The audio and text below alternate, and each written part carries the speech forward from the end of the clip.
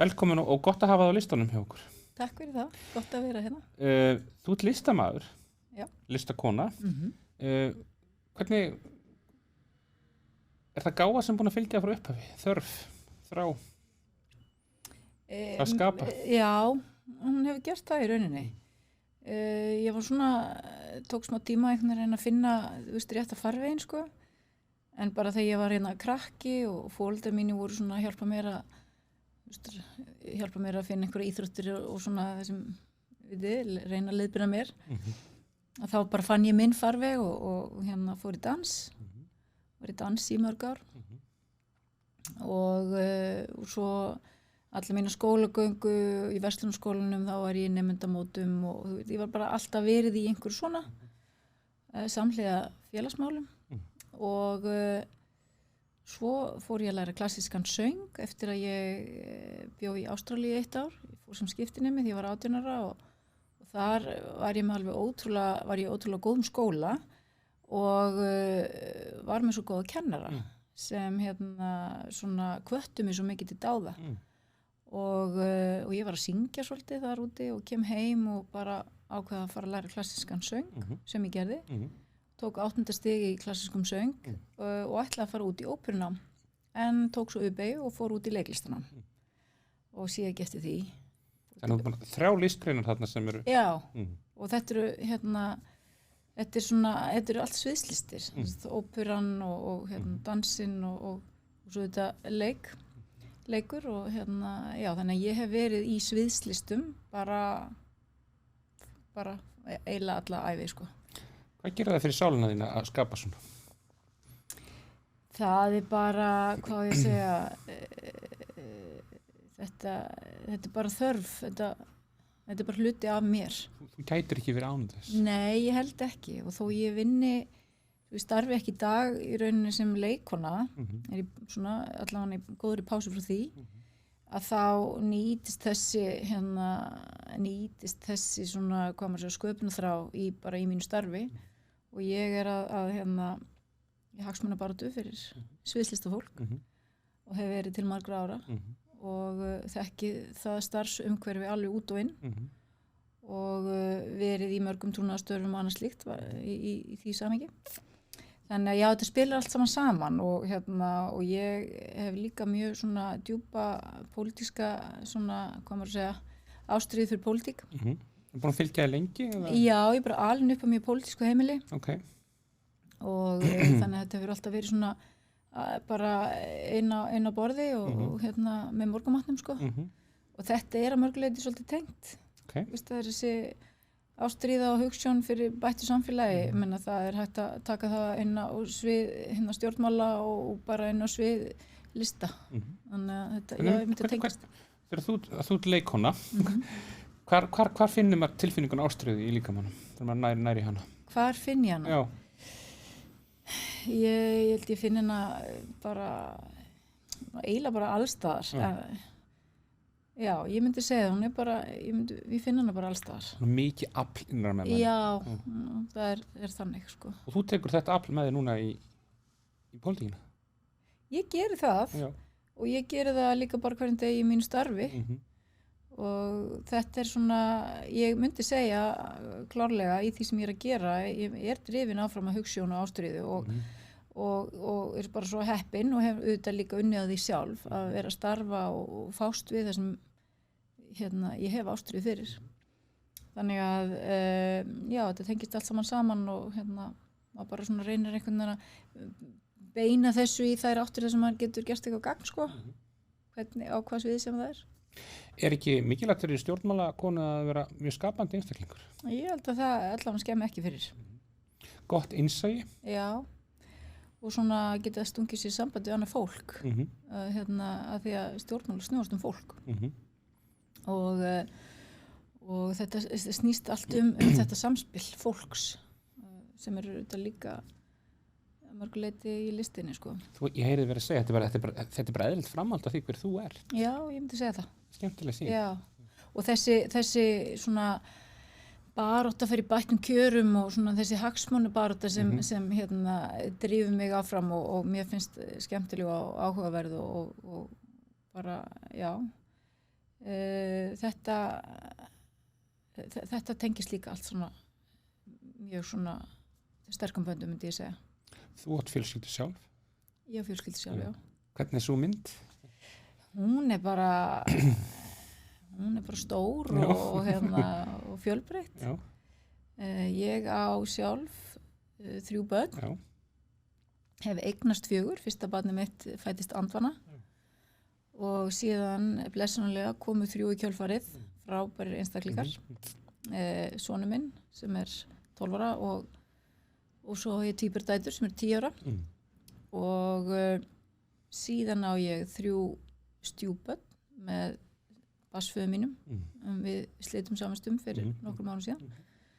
Þetta eru orðið fullorðin börn og síðan á ég 2 stjúpbörn með núverandi mannum mínum. Þetta er risastórt mengi. Risastórt mengi og ég er í 2 löndum. Maðurinn minn er norskur og býr í Oslo og þar er ekki annað heimili. Já. Ferðu mikið á milli þá? Eða? Já, fer mikið á milli og já, þetta er bara skemmtilegt. Svo ég foreldra á lífi og sem eru mér mjög náin og miklu vinir mínir. Já. Þannig að ég myndi að segja að þau séu svona inn í þessari mynd með mér algjörlega sko. Og ég á 1 bróðir og mákonu og hann á 4 börn. Þannig að þetta er bara fullt af fólki sko.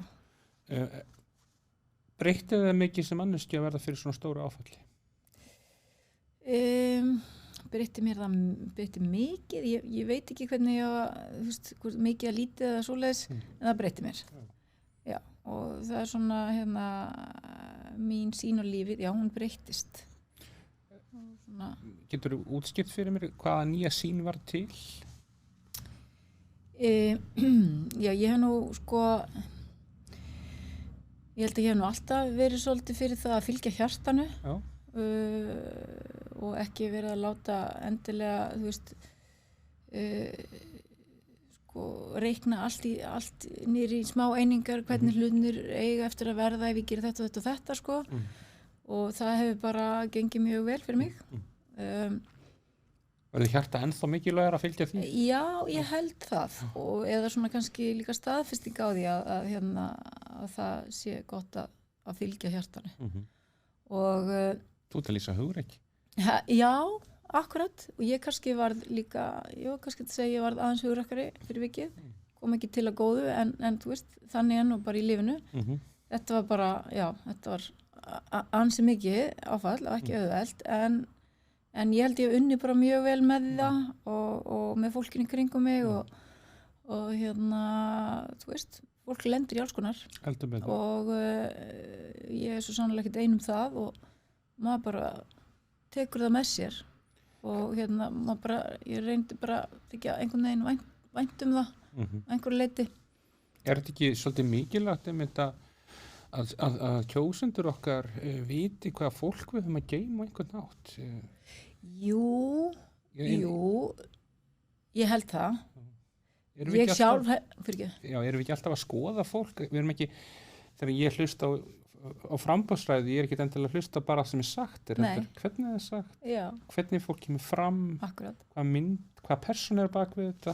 Já, jú, algjörlega og ég segi allavega að því ég hef mjög mikið áhuga á fólki og skoða fólk og ég held að það komi nú líka út frá bara, þú veist, mínu starfi og svona, úr leiklistinni, sko. En ég samt sem áður er ekki rosa mikið fyrir að vera svona að velta mér of mikið upp úr hlutunum. Þú veist, að bara taka þeim og vinna úr málum hvernig sem það er og halda svo bara áfram, reyna það og þá sama við bara, ég held bara mitt upp, hvernig ég upp börnum mín og hvernig ég er sem manneskja í samskiptum líka við vinum og fjölskyldu. Að hlusta og taka inn en svo bara fínt að halda líka bara áfram og horfst í bara í augu við að lífið er svo allavega. Þannig að dagurinn í dag telur rosa mikið? Já, hann telur mikið. En svo kemur nýr dagur, sko. Já, svo kemur nýr dagur, já. Finnst þér gaman núna í þessari ferli? Já, mér finnst gaman að mörg leyti. Ég held samt að vera alveg heiðarleg sko, ég hefði viljað vera sko framar á listan. Já, það var stefnan. Já. Þannig að ég held að það hefði verið skemmtilega. Já. En þetta líka gaman og maður svona kannski aðeins öðru hlutverki heldur en ég ætlaði mér uppálega, en ég vil bara líta á þetta sem svona langhlaup og þetta er svona fyrsta skrefið í áttina að einhverju. Og ég meina þú ert opinn fyrir þeim möguleika. Já, ég meina ég verið bara að bera ábyrgð á þeirri vegferð sem ég hóf með að fara í prófkjör í Sjálfstæðisflokknum og ég gerði það með það fyrir augum að láta gott að mig leiða og fari að reyna að bæta okkar samfélag, ég meina sko hugmyndir samfélagið og mér finnst það með bæta það og þannig að jú, það er gaman, þetta er búið að vera rosa keisla, fyrst prófkjör og ekki búin og hún er ekki búin. Það sem ég fannst kannski svona kannski mest snúið í prófkjörinu er sko hvað þetta er mikið, maður er mikið að reyna að selja sig á stuttum tíma í einhverjum slagorðum og svona sko, það er ekkert mörg tækifæri til þess að fara á dýptina eða þannig, ég veist það kannski svona vantar svolítið upp og í svona prófkjörsbarð en þú veist þetta er bara svona, þetta er kapplaup sko, ég meina allir flokkar og já, þetta er bara rosa kapplaup og maður bara reynir að koma rétt eða þú veist vel fram og af heilindum og reynir að koma sínum skilaboðum á framfæri og hjá einhverjum og vonandi flestum tekst það bara vel og ég reynir mitt best í því. Líður ekki vel í hópnum? Jú, mér líður mjög vel í hópnum.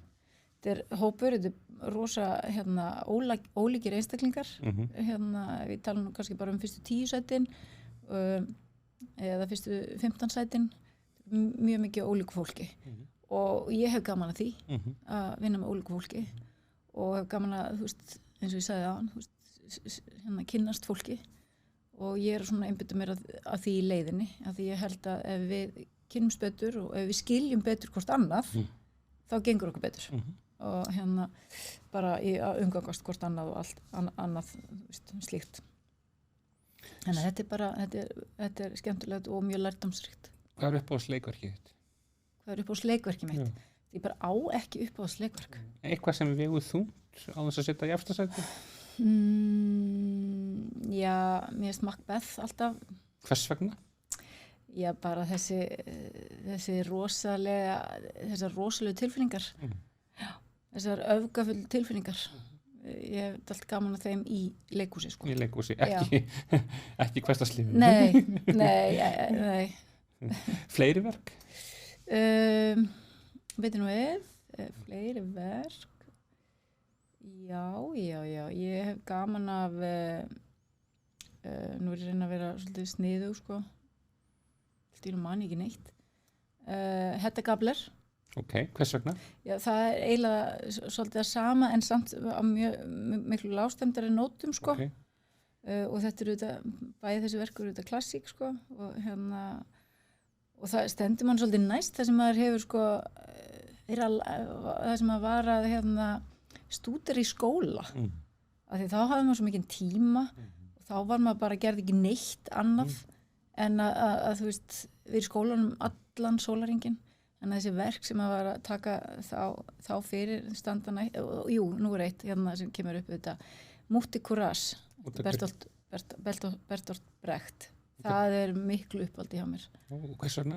Já, bara þessi hvern skörungur, Mútti Kurás, hún er bara rosaleg og Sagan höfða til þín. Já, hún gerir það og hún er ótrúlega vel skrifað, óbúslega flott tónlist síðan í verkinu og sem var skrifað fyrir verkið og ég hef séð nokkrar uppfærslur af þessu reyndar leik þetta líka sjálf í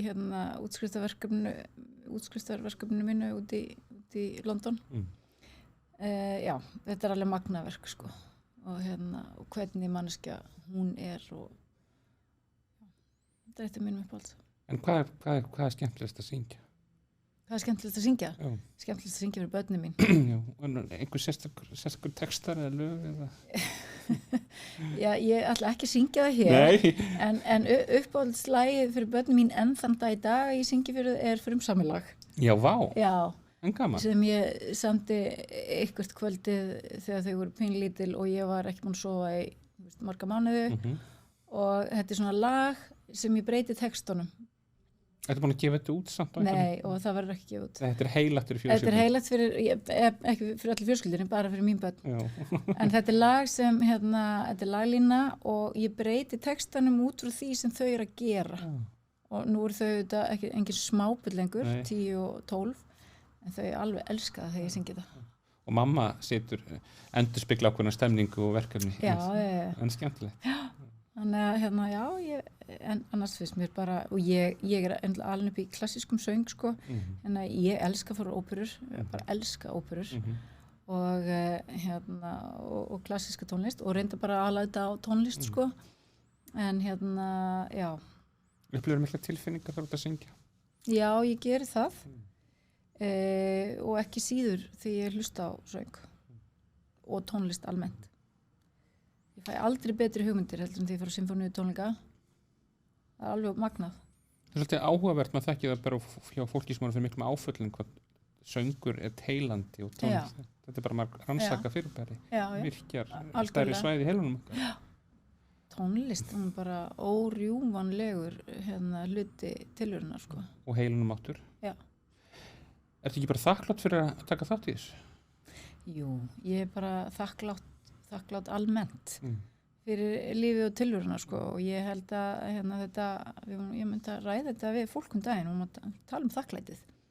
Reyndar við eitt frambjóðanda á listanum með mér og ég var að segja við hann sko, ég held að þakklætið í lífinu að hún hjá mér sprettur upp úr þessari ástríðu sem maður hefur fyrir lífinu og fyrir því að vera að gera sem maður hefur áhuga á, fyrir að eiga þessi frábæru börn og vinnu og allt svona. Þakklætið sprettur upp úr því sko. Svona lífsniðust það? Já, algjörlega. Nú hljómar svolítið eins og eitthvað heilu en þú veist, ég bara er þakklátt. Ég er þakklátt fyrir... Þú veist ekki hljóma heilu, mér sem bara hljóma svolítið þroskun. Ofþroskun. Það er allt annað. Takk fyrir að gefa þig tíma til að spjalla við okkur. Já, takk fyrir gangi virkilega vel. Takk fyrir. Bless.